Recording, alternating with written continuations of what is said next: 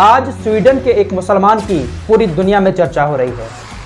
एक सच्चे मुसलमान की सोच क्या होती है, सच्चे मुसलमान की शान क्या है, एक सच्चा मुसलमान दूसरे धर्मों की किस तरह इज्जत करता है, आज की इस वीडियो में आप लोगों को बताऊंगा। दबाकर इस वीडियो को शेयर करना, क्योंकि आज पूरी दुनिया में मुसलमानों को जिस नज़र से देखा जाता है, किस गलत तरीके से उनको पेश किया जाता है, लेकिन इस तरह की घटनाएं जब सामने आती हैं तब सब लोगों की चुप्पी बंद हो जाती है।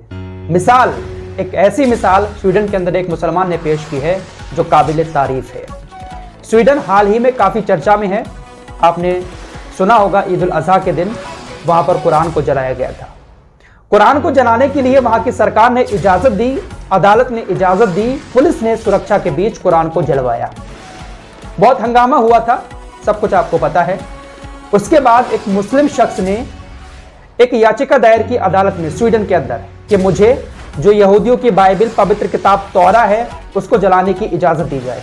कुरान को जलाए जाने के बाद स्वीडन के अंदर एक मुस्लिम शख्स अहमद आलोश ने याचिका दायर की थी और यहूदियों की पवित्र किताब को जलाने की इजाज़त मांगी थी, क्योंकि ये कहा गया था कुरान जलाने के बाद कि ये जो प्रदर्शन किया है ये अभिव्यक्ति की आज़ादी के नाम पर किया है। इसी आज़ादी के नाम पर अहमद आलोश ने भी ईसाइयों की किताब जलाने की इजाज़त मांगी। स्वीडन की अदालत ने, पुलिस ने इन्वेस्टिगेशन की कि किस तरह का प्रदर्शन अहमद आलोश करना चाहता है। इन्वेस्टिगेशन करने के बाद मुस्लिम शख्स अहमद आलोश को यहूदियों की पवित्र किताब बाइबिल तौरा को जलाने की इजाज़त दे दी। इजाज़त देने के बाद हंगामा हुआ था। जिस तरह से कुरान को जलाने के बाद हंगामा हुआ, इजराइल ने इस कदम की काफ़ी निंदा की। इजराइल एक तरह से बौरा गया जब स्वीडन की सरकार ने उनकी पवित्र किताब को जलाने की इजाज़त दी। इजराइल के अंदर ज़्यादातर यहूदी हैं, तो वहाँ की सरकार पूरी तरह से बौखला गई, निंदा करने लगी स्वीडिश सरकार की और इस कदम को पीछे हटाने की बात कही। लेकिन अभिव्यक्ति की आज़ादी के नाम पर मुस्लिम शख्स को किताब जलाने की इजाज़त दे दी गई। अब दिन आता है प्रदर्शन करने का। जुमे का दिन सिलेक्ट हुआ। उसी स्टॉकहोम में, जिस स्टॉकहोम में एक मस्जिद के बाहर कुरान को जलाया गया था, उसी स्टॉकहोम में इजराइल की एम्बेसी के बाहर मुस्लिम शख्स ने किताब को जलाने का ऐलान किया, प्रदर्शन करने का ऐलान किया। पुलिस ने सुरक्षा दी। मुस्लिम शख्स अहमद आलोश पुलिस सुरक्षा के बीच इजराइल की एम्बेसी के बाहर यहूदियों की किताब जलाने पहुंच जाते हैं। लेकिन अहमद ने वहां पहुंचकर जो कुछ किया वाकई में काबिल तारीफ है। अहमद ने अपनी जेब से लाइटर निकाला, पहले उसको जलाया और उसके बाद जमीन पर जोर से फेंक कर मारा।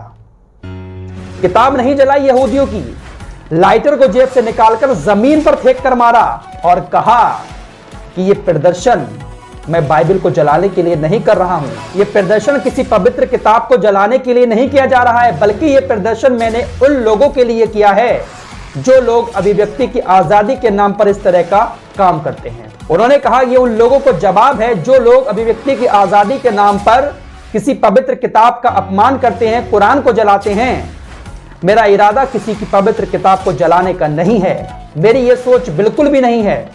मैंने ये जो याचिका दायर की और जो इजाजत मांगी, ये सिर्फ इसलिए मांगी, ये उन लोगों को दिखाना चाहता था कि अगर आप कुरान जला सकते हैं अभिव्यक्ति की आज़ादी के नाम पर, तो दूसरे धर्म के लोग भी यहाँ पर आपकी किताब को भी जलाने की इजाज़त मांग सकते हैं। मुसलमान शख्स ने, अहमद आलोश ने लाइटर को निकालकर ज़मीन पर फेंका और कहा कि ये उन लोगों के खिलाफ प्रदर्शन है जो लोग इस तरह का काम करते हैं। मैं किसी की पवित्र किताब को यहाँ पर नहीं जलाऊंगा। तो ये होती है एक सच्चे मुसलमान की सोच, सच्चे मुसलमान की शान।